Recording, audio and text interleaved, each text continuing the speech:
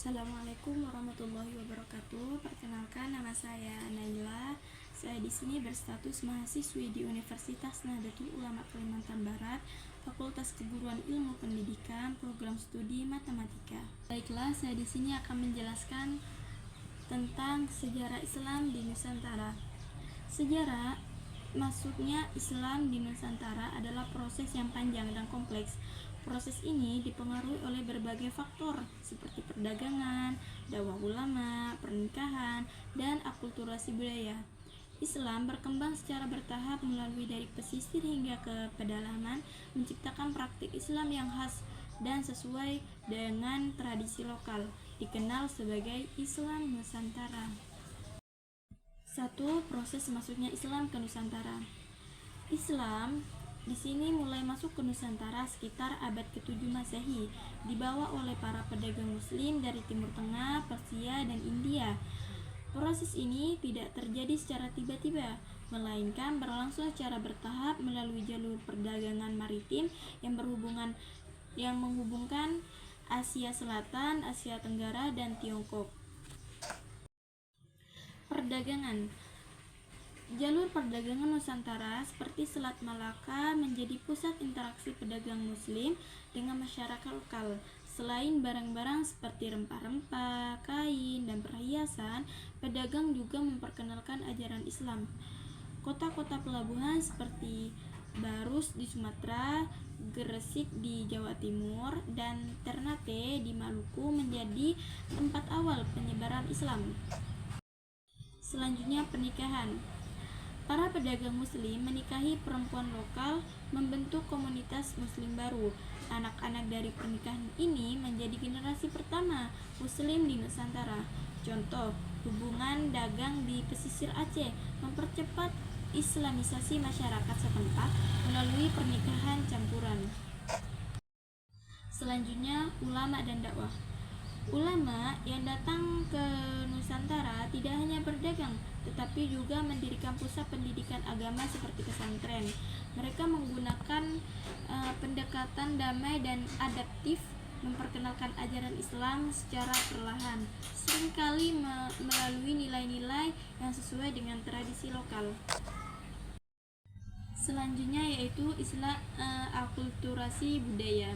Islam diterima masyarakat Nusantara karena dapat beradaptasi dengan tradisi lokal. Praktik seperti upacara adat, musik gamelan, dan wayang kulit tetap dilestarikan, tetapi diberi sentuhan nilai-nilai Islam. Contoh, Kerajaan Samudra Pasai abad ke-13. Samudra Pasai di Aceh adalah kerajaan Islam pertama di Nusantara. Sultan Malik Al-Saleh, raja pertama. Kerajaan ini menjadikan Islam sebagai agama resmi dan mendukung penyebarannya. Yang kedua, yaitu peran ulama dan pedagang dalam penyebaran Islam. Pedagang Muslim memiliki peran besar karena mereka berinteraksi langsung dengan masyarakat lokal melalui perdagangan. Dalam proses ini, mereka memperkenalkan nilai-nilai Islam yang praktis seperti etika dalam berdagang dan kehidupan sehari-hari. Ulama berperan sebagai pendidik dan pemimpin spiritual. Mereka mendirikan pesantren sebagai pusat pembelajaran agama dan membimbing masyarakat dalam memahami Islam.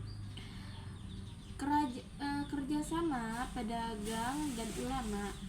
Pedagang menciptakan hubungan ekonomi dengan masyarakat lokal, sedangkan ulama memperkuat pemahaman agama di komunitas tersebut. Contoh, di Pelabuhan Gresik, Sunan Giri mengajarkan Islam kepada masyarakat melalui pesantren, sementara pedagang Muslim memfasilitasi interaksi sosial. Selanjutnya yaitu tasawuf dan akulturasi. Ulama tasawuf menggunakan pendekatan spiritual yang menyentuh hati masyarakat lokal.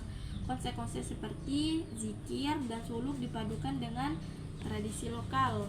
Contoh, Wali Songo di Jawa, khususnya Sunan Kalijaga, menggunakan wayang kulit sebagai media dakwah untuk menyampaikan ajaran Islam.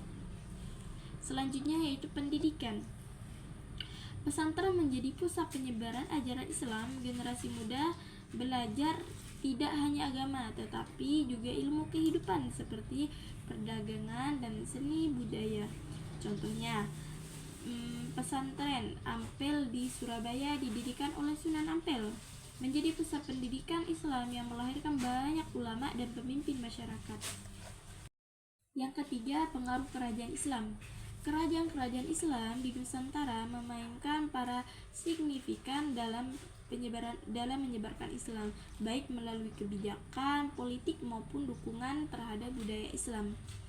Kerajaan sebagai pusat dakwah, para raja yang memeluk Islam menjadikan agama ini sebagai agama resmi kerajaan dan mendukung penyebarannya. Contoh, Sultan Malik Al-Saleh dari Samudra Pasai memperluas pengaruh Islam melalui diplomasi dan perdagangan. Yang selanjutnya, seni dan budaya. Kerajaan Islam mendukung perkembangan seni seperti arsitektur masjid, kaligrafi, dan sastra. Contoh, Masjid Agung di Demak di Jawa Tengah adalah bukti pengaruh arsitektur Islam. Masjid ini juga menjadi pusat dakwah. Selanjutnya, hubungan internasional. Kerajaan Islam menjalin hubungan dengan kekuatan Islam lainnya di Asia seperti Kesultanan Malaka dan Kesultanan Ottoman. Hubungan ini memperkuat penyebaran Islam dan pengaruh di Nusantara. Resistasi terhadap kolonialisme. Kerajaan Islam seperti Aceh memainkan peran penting dalam melawan penjajahan Portugis dan Belanda. Contoh, Kesultanan Aceh di bawah Sultan Iskandar Muda menjadi simbol perlawanan terhadap kolonialisme Eropa sambil tetap mempertahankan identitas Islam. Contoh lainnya, Kesultanan Demak. Raden Patah mendirikan Demak sebagai kerajaan Islam pertama di Jawa dan mendukung penyebaran Islam melalui Wali Songo. Masjid Agung Demak menjadi pusat ibadah dan simbol kekuatan Islam di Jawa. Kesultanan Ternate dan Tidore Maluku sebagai pusat perdagangan rempah-rempah. Kedua kesultanan ini juga menjadi pusat penyebaran Islam di wilayah timur Indonesia. Jadi kesimpulannya, penyebaran Islam di Nusantara adalah hasil dari proses panjang melibatkan perdagangan, dakwah ulama, dan dukungan kerajaan Islam. Islam Nusantara berkembang dengan cara yang damai dan adaptif, menciptakan praktik-praktik Islam yang selaras dan tradisi lokal. Mungkin hanya ini yang dapat saya sampaikan. Mohon maaf apabila ada kesalahan.